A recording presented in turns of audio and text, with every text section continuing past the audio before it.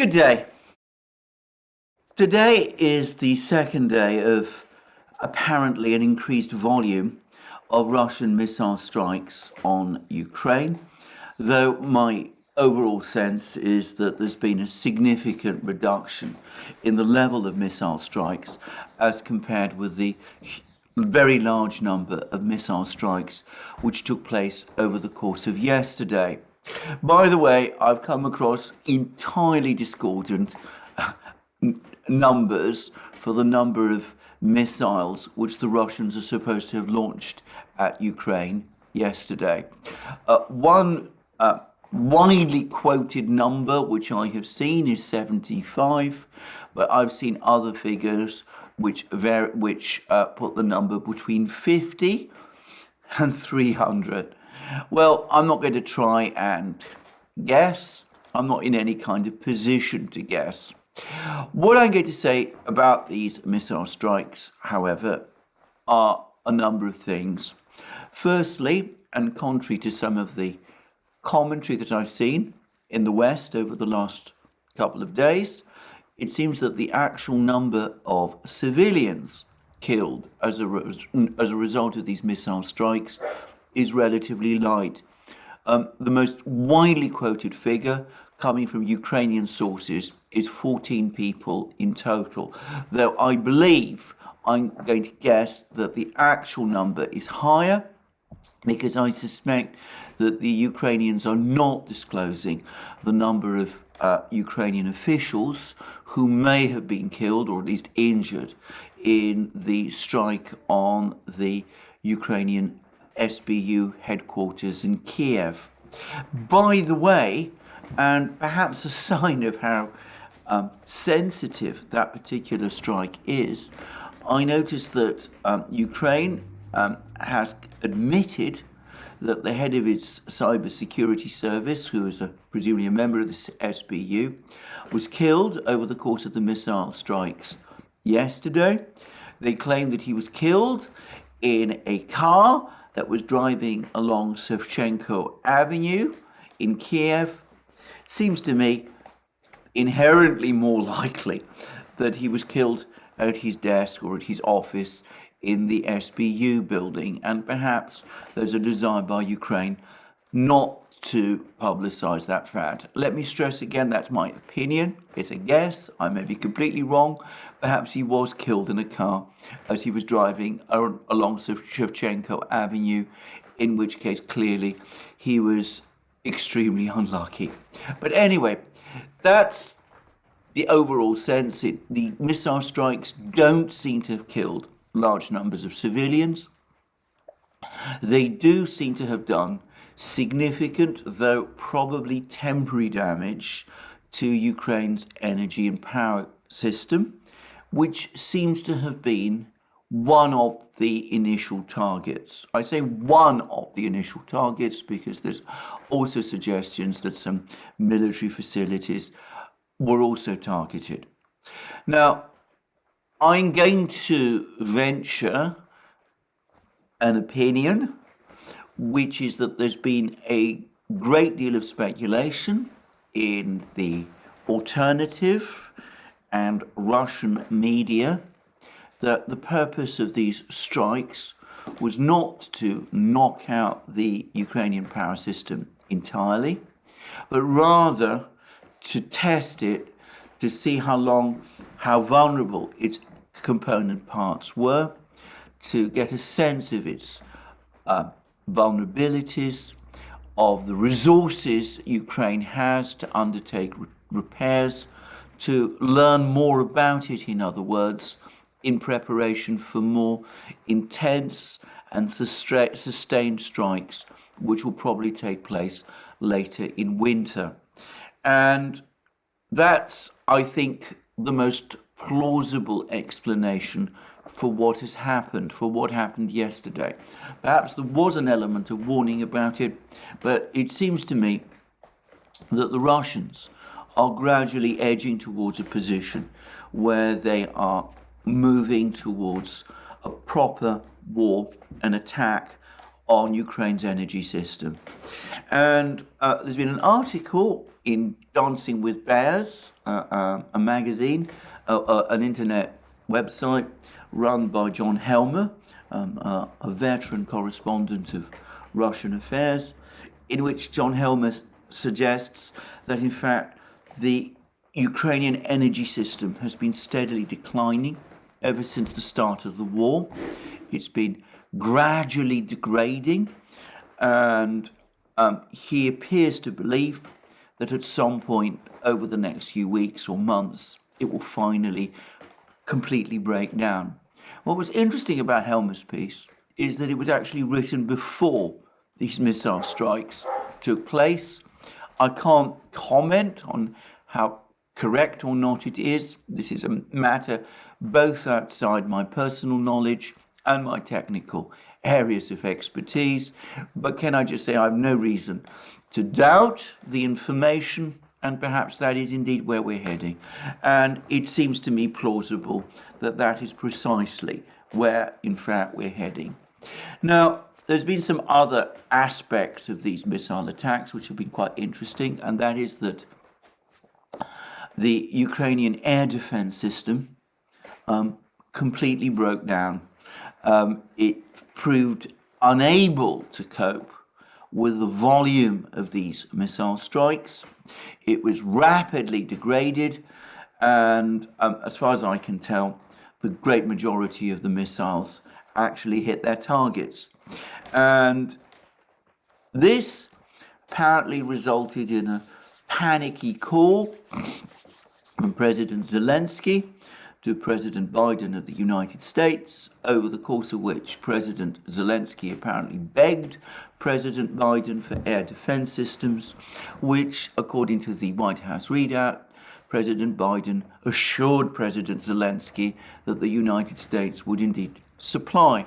Now, I don't know what sort of air defense system the United States is indeed intending to supply, but I'm going to make a guess that whatever it is, it's not going to make very much difference to the overall situation.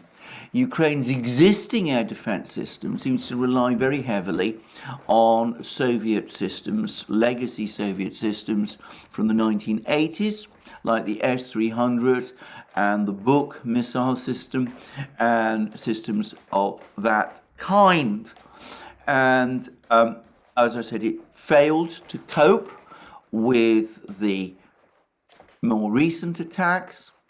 With these recent missile attacks, I suspect that it will be extremely difficult to graft onto a system, an air defense system reliant upon Soviet technologies of the 1980s and presumably organized around those technologies, an entirely different air defense system of the sort that's been developed by the United States. There's a further factor, however, here at play, which is that, as many military commentators point out, the United States doesn't actually have the kind of integrated air defense system that Ukraine arguably needs. This is because the United States, in developing its air defenses, has tended to rely less on surface-to-air missiles, which are the basis of the kind of air defense system that first the Soviet Union and now Russia have, but rather on fighter jets, in which the United States has, of course, historically, ever since the Second World War, been a global leader. And I don't think there's any realistic possibility that Ukraine is going to acquire US fighter jets before the winter, when whatever Russian missile strikes on its air defense system and its energy system are likely to take place. And those surface-to-air missiles that the United States does have, such as the Patriot system, for example, don't seem to be, and this isn't just my view, but it isn't really my view, it's the view of many other people, it just doesn't seem to be as effective as the Russian systems, or even perhaps some of the Soviet legacy systems that Ukraine uses. Now, this is not, by the way, a criticism of the US military. The US military has elected, it's made a decision to focus on fighter jets and take a kind of proactive air defense based on aggressive use of fighter jets in preference to the more reactive system that the Soviets and then the Russians developed, which is based on surface-to-air missiles. It's just to say that the two systems are different, and as I said, that the prospects of grafting the American system, onto an old Soviet system seem to me, well, insuperable, certainly in any time frame that Ukraine is likely to have. So there we go. I mean, it looks as if Ukraine is suffering severe problems in terms of its air defenses, and its energy system is looking increasingly vulnerable, and one gets the sense that the Russians are gradually developing a better understanding of it in preparation of how to launch overwhelming strikes against it. Now, alongside the air defense failure of the Ukrainian air defense system, there is what looks to me like an increasingly embarrassing intelligence failure. Now, way back the first week or so of March, I remember reading articles, especially in the Daily Telegraph, based on the usual anonymous intelligence sources telling us that the Russians were about to run out of missiles. And there's been a steady drumbeat. I read article after article about this, steady drumbeat of these claims that's been persisting for week after week, month after month. There have been some really very bizarre claims along the way as well. Twice the Daily Telegraph has run articles explaining that the reason the Russians are running out of missiles, one of the reasons that the Russians are supposedly running out of missiles, specifically cruise missiles, is that their cruise missiles rely upon engines made by the Motor-Sich factory in Zaporozhye in Ukraine. And since Ukraine isn't obviously supplying these engines to Russia any longer, the Russians don't have any engines, lack engines for their missiles. And it was another variant claim is that the Russians have run out of microchips to insert in these missiles, and that's why they're running out of missiles. Now, these articles, these claims, which clearly stem from Western intelligence sources, extend all the way back, as I said, to the first 2 weeks of March. Well, yesterday and again today, we've had a huge surge in Russian missile strikes. There is no sign at the moment, none at all, that the Russians are running out of missiles or are unable to produce missiles. Now, perhaps sensing the embarrassment about the fact that these repeated claims that missiles that the Russian stock of these missiles is running out, we've had claims today, first by Ukraine, Alexei Arestovich, the Ukraine's chief spin doctor, propagandist, if you like, that the Russians have, thrown away 80 of their missiles, and that their stock of missiles is about to run out. There's, and of course, an even more substantive claim from British intelligence, essentially repeating the same thing, that this is a last surge by the Russians of they've thrown everything they've got because they're about to run out. Now, I have to say that these claims come with absolutely no credibility, at least for me, because they come from essentially the same people, the same sources, who have been telling us that the Russians are about to run out of missiles ever since March.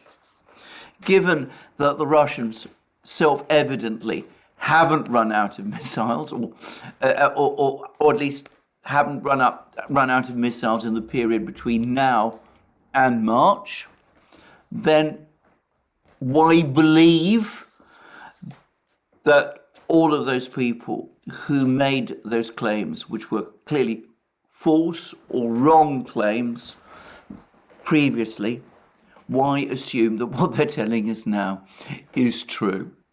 I have to say this, I see no sign of any slackening in Russian missile strikes. And on the contrary, what seems to be happening is that, in fact, the scale of missile strikes appears to be increasing. And I say that putting aside this surge, which may just be a temporary surge, that we saw yesterday and perhaps today, because supplementing these, big air-launched, sea-launched cruise missiles, the Tomahawk equivalents and their like, that the Russians have been bombarding Ukraine with, what we've seen over the last few weeks is what you might call attacks on Ukraine by what appear to be micro missiles.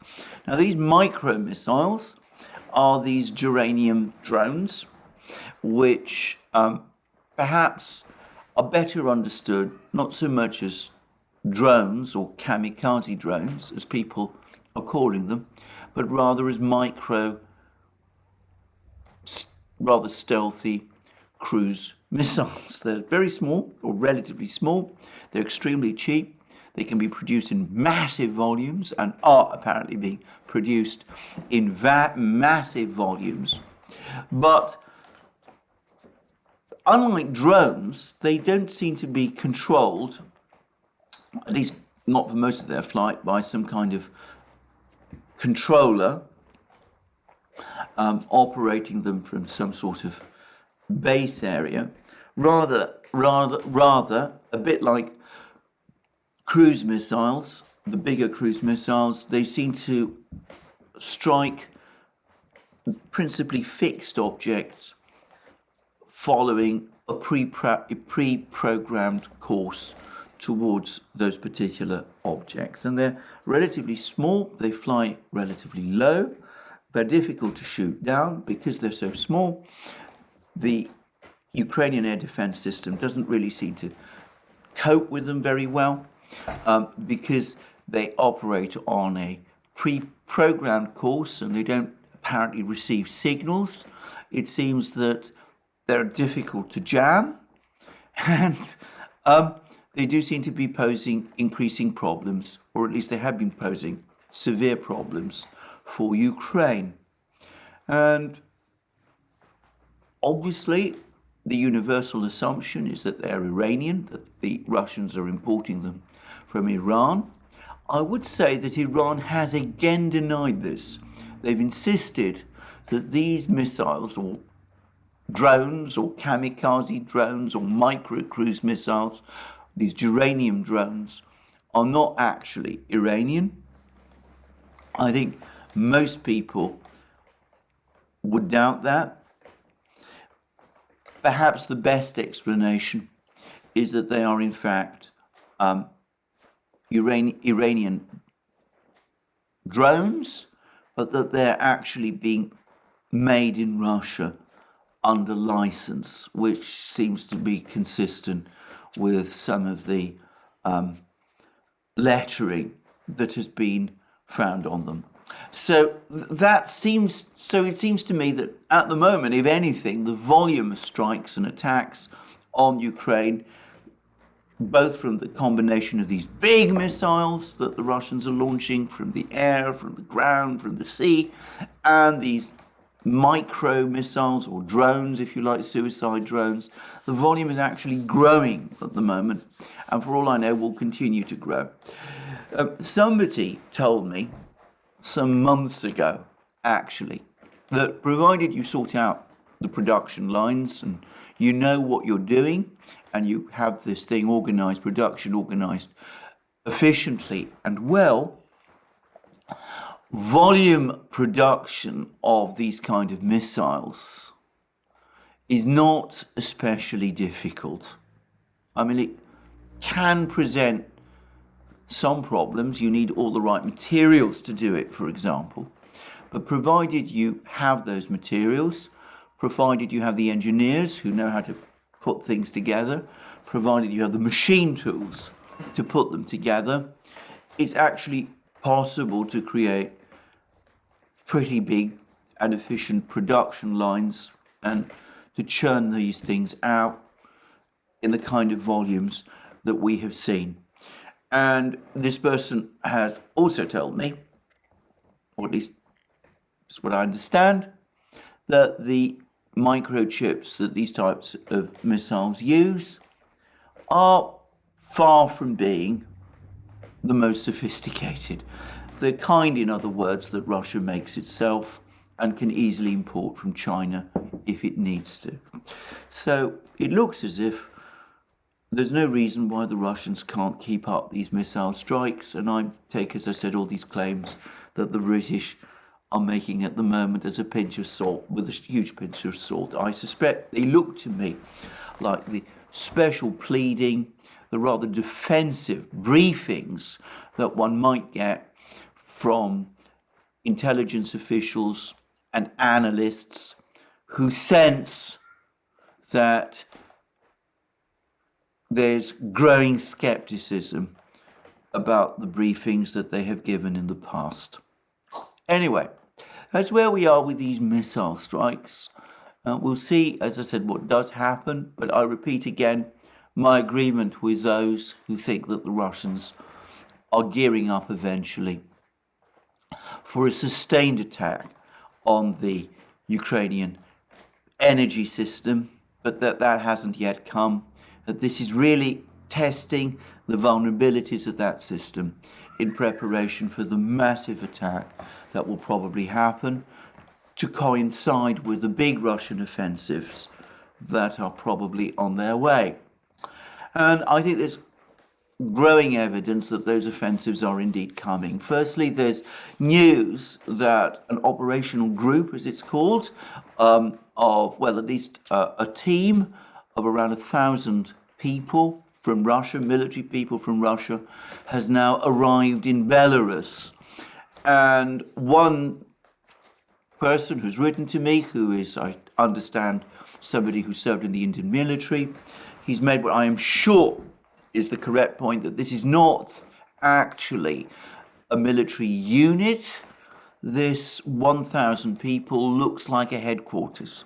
In other words, they're the people who are coming to Belarus to organize the arrival of the much larger forces that are to come, to sort out the logistics, carry out the plans,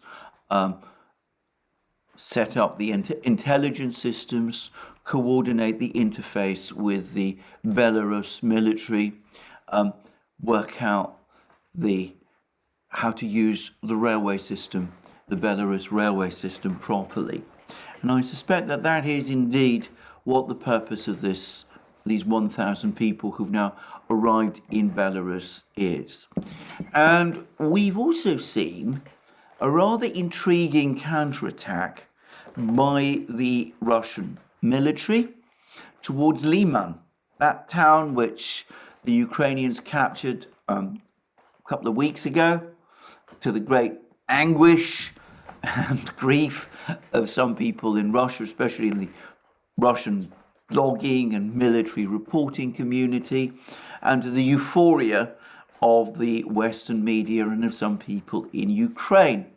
And it seems that a force under the command of General Lapin, the commander of the Southern Military Theatre, the man who worked with the person who's now the overall commander of Russian forces in this war, General Surovikin, in the capture of Severodonetsk and Lysychansk back in June and July, Anyway, troops under his command have launched some sort of a counterattack against Ukrainian troops near Liman, and they seem to have recaptured a number of villages in this area, and they're now apparently fairly close to Liman again, though given that Ukraine is still said to have numerical superiority, I do wonder whether this is less of an offensive and more of a spoiler attack, or perhaps a reconnaissance in force. I have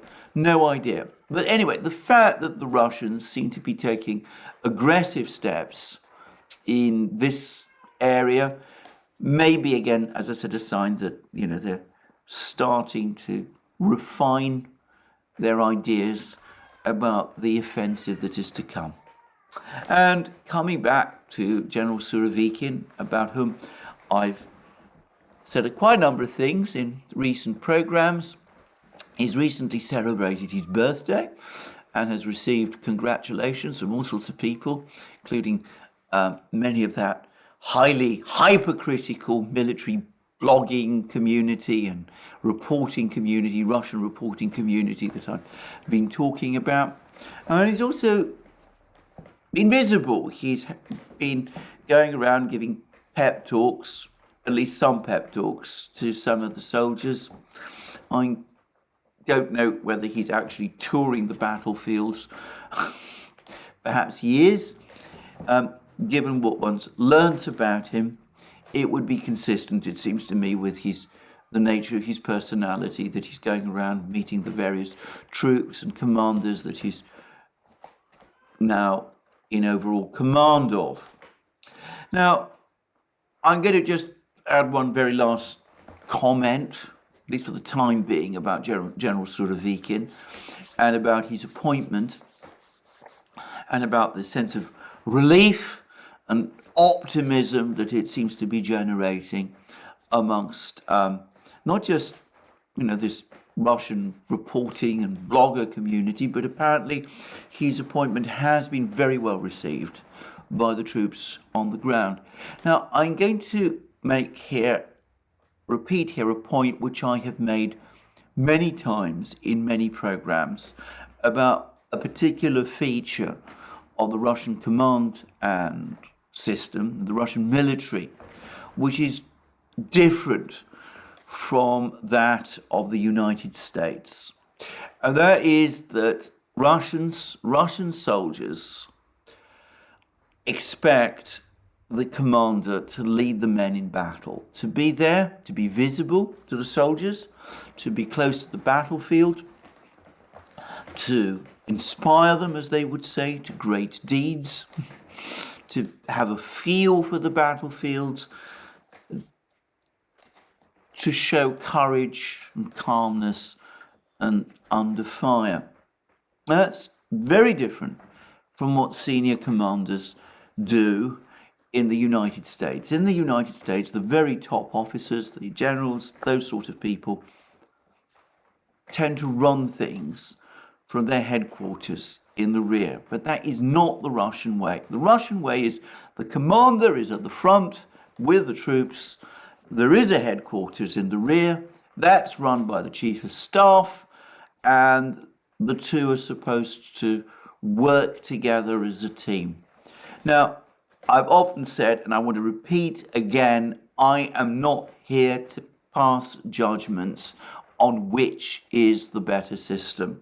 Many Americans, when I brought this up, have commented to me that the Russian system is wasteful, that sending highly trained, highly expert commanders to the battlefields where they could be killed or wounded, or worse still, captured, is irresponsible and reckless and extremely wasteful of top personnel, and that it makes much better sense to keep these important and valuable people in a safe place where they can conduct the battle effectively.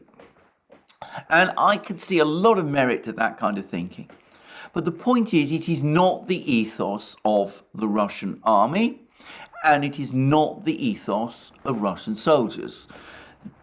They expect, as I've said before, to be able to see their commander. They have a more Roman or Napoleonic conception of the art of command. And I think a lot of the problems, a lot of the criticisms that we have been seeing from this Russian reporting and blogger community, and remember, many of them appear to be ex-officers or soldiers themselves, people who've actually served in the military, is that they feel that the overall commander up to now, General Gerasimov, the chief of the Russian General Staff, is trying to run things from Moscow, from his headquarters in Moscow. And this is something that contradicts their ethos, their military ethos, their understanding of what a commander is all about. And in fact, you get repeated complaints about armchair generals or court generals, bureaucrats, faraway headquarters or offices, people who are out of touch with the real battle. And there's been a rumble of criticisms of General Gerasimov and of the Chief of Staff and of the General Staff based on those sort of critiques and comments. Now, all of that may be completely unfair. It may be completely groundless. But let me repeat again, we're talking about the Russian army. We're not talking about the American army. Perhaps an American army, perhaps American troops accustomed to a different style of command would have no or less difficulty with this sort of thing. In Russia, amongst Russian soldiers and Russian officers who expect to see their commander in their midst on the battlefronts, meeting the men, inspiring them, as I said, to great deeds, the fact that the overall commander is in Moscow is not something that has met with a great deal of approval up to now. And as I said, if you follow the critiques and comments that have been made and spread and written, you can begin to understand some of the resentments that there have been directed against Gerasimov, which of course have accumulated during the period of retreats that took place in September and the first week of October. So the fact that there is now a commander in the battlefronts, somebody that they can actually physically see, somebody who meets the troops, gives pep talks to them, that's something which already you can see has tended to lift morale. Now, it may be that Surovikin's appointment is going to make little practical difference to the style in which the war is fought. But of course, if he's physically there and his mere presence lifts morale, that will have an effect.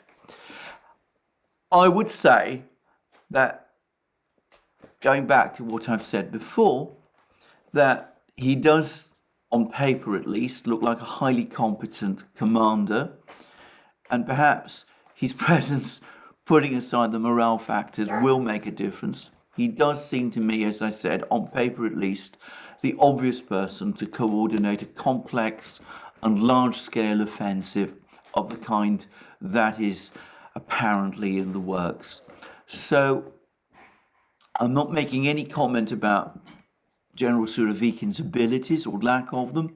I'm just explaining some of the critiques and commentaries that one sees from the Russian blogging and reporting community and from Russian soldiers and from people on the ground, because I don't think that a lot of the reporting in the West understands this difference in military ethos and perhaps accept some of these criticisms and critiques without getting a feel for their context. It's important to remember that the most celebrated award for the Russian military, I'm not saying it's the highest, I know nothing about the structure of Russian military awards, but at least the most celebrated one is Hero of Russia, formerly Hero of the Soviet Union, but now Hero of Russia. So that gives you some sense of what Russians expect of their commanders and indeed of their soldiers. They expect them to be heroic. And heroism is something that you achieve on the battlefield, not in your headquarters, tucked away far behind the lines in the rear. And by the way, if you go back to the Second World War, General Zhukov, Marshal Zhukov, the overall commander of the Red Army, the actual ground forces, the forces that actually fought the battles, he commanded the Red Army during the Second World War in exactly that way. He was very often on the front lines. He was highly visible to his officers and to his troops, and he did sometimes take serious risks, serious personal risks, which American officers, even at that time, probably would not have done. Anyway, enough of that. What is the situation then on the front lines? Well, I talked about this counterattack by General Lapin's troops towards Liman. There's been less news today about what's going on in Bakhmut and around Donetsk city.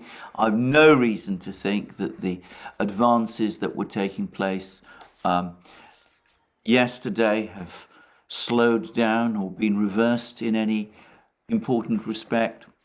Everywhere else, it seems to me that there's been constant fighting, but very, very little actual movement.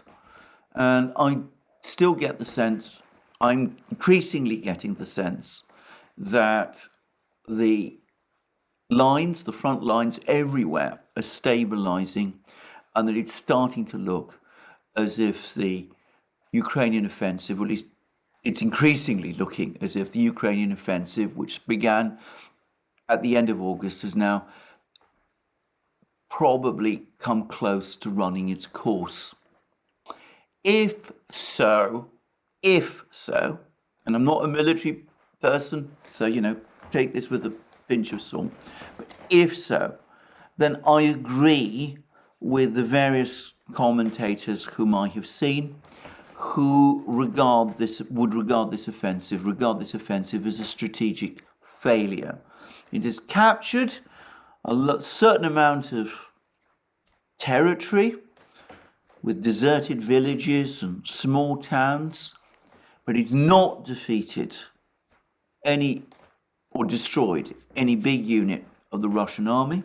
It's not inflicted any significant casualties, as far as I can see, on the Russian army, and it's not captured anything up to now that really matters. Its time window is closing. It could be that with the ground getting soft, with the weather continuing to change, with the winter coming, with the Russian reserves arriving, with General Surovikin doing whatever it is that he's doing, with the missile strikes happening, that someone in Kiev, President Zelensky, General Zaluzhny, who knows whom, will say, well, we've got to try to get this offensive started up again. We've got to try something big or important somewhere in some battlefield. This is our last chance. This is our only remaining hope of turning things round. I have to say that as of the moment of making this video, the prospects of achieving that kind of success are looking to me very remote indeed. I would repeat instead what I have always said, that the much more rational approach for Ukraine to take is to try to start negotiations going with the Russians at a moment when they still can say that they've recovered a significant amount of territory, however important or not it may be, and can therefore claim to be looking for an end to the war when they are still, in perception at least, on a high. But as I don't expect the Ukrainians to approach this war in that way, I think it's more likely, much more likely, unfortunately, that they will try some kind of an offensive of that nature, or at least try and pull something off like that. But that doesn't mean that they will. Maybe they are increasingly running out of resources or something to do that. And maybe anyway, the window to do that is now either so far towards closing or has closed as to make it impractical. But that, it seems to me, remains a possibility that they're going to try and pull something off. But on the assumption that it fails, which is what I expect, on the assumption that things continue in following the same dynamic, then I would repeat again, the offensive overall has been, up to this moment at least, a strategic failure. And if it doesn't achieve something soon, something more important soon, then it will remain so. It will, far from having improved Ukraine's overall position, it will have weakened it, causing Ukraine to lose large numbers of trained men, of which it has only a diminishing number, deplete its reserves at a time when its manpower pool has been mobilized probably to the fullest possible extent, and importantly, most importantly of all, depleted its weapons pool at the time when the ability of the West to replenish Ukraine's weapons is reducing, and the flow of weapons is now reduced to a trickle.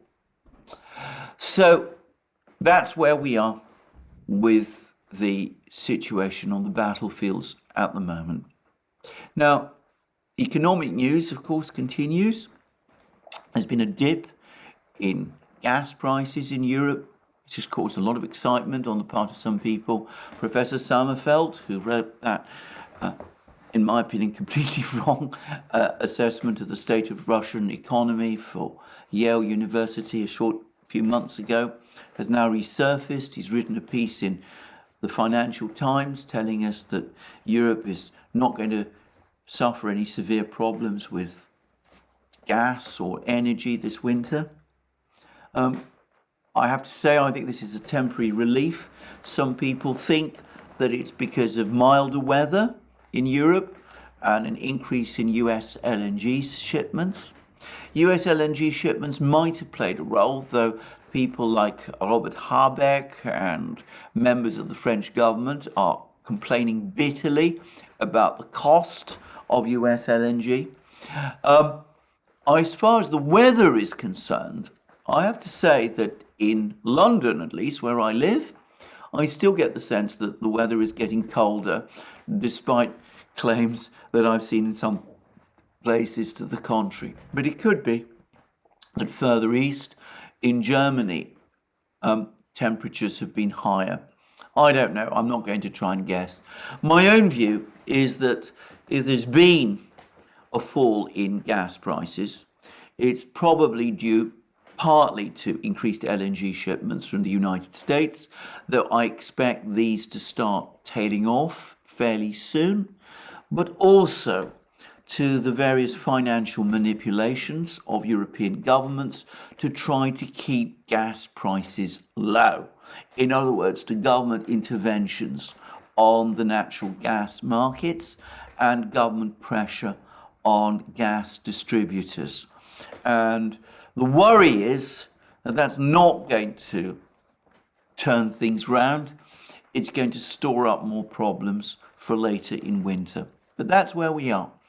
Meanwhile, in Britain, the financial crisis, which was sparked by the Truss Kwarteng's government disastrous mini-budget of a few weeks ago, has now restarted again. There's been more problems in the government bond market. British government bond prices are spiking once more. Yields on gilts, in other words, the interest the British government has to pay on loans is growing. And the Bank of England has been forced to extend its renewed QE program shortly after it was telling us that it was going to wind it down. Now, when it did resume its QE program in the days after Kwarteng's disastrous mini budget, it was supposed to be ending on the 14th of October. To no one's surprise, it now looks certain that it's going to continue beyond that. So the situation in Britain continues to deteriorate. And I have to say, living in London, I'm getting the increasing sense that the economy is in a spiraling decline, which is proceeding faster than the government itself understands, and which is not yet being fully captured in the statistics. Anyway, that's where we are. I can't speak for other countries. I've had a visitor from Germany, a British visitor from Germany, who described to me an utterly chaotic situation in the German railway system. It could have been that she just caught it on a bad day. I have reason to think otherwise. But certainly in Britain, things do not look well. And I agree with all of those who feel that, at least in Britain, we are in a downward spiral. And as I've said, I think the same is true in Germany as well, and in Europe as well. But this thing has yet to fully play out. We're still early in the season. It's only autumn. Winter has yet to come. There's said to be a period of high pressure coming with very low temperatures. We'll see whether it materializes. As I said before, I'm not a climate scientist or a meteorologist or anything of that sort. So we'll see where we go. But for the moment, things don't look good in the West on any front, and I hope I've adequately described the situation with respect to Ukraine. Now, one very last thing, we've now seen more people, almost exclusively, by the way, in the United States. It's interesting that it is in the United States. The debate about the wisdom of this blank check that is being given to Ukraine, the doubts about this are highest. We've now had the former retired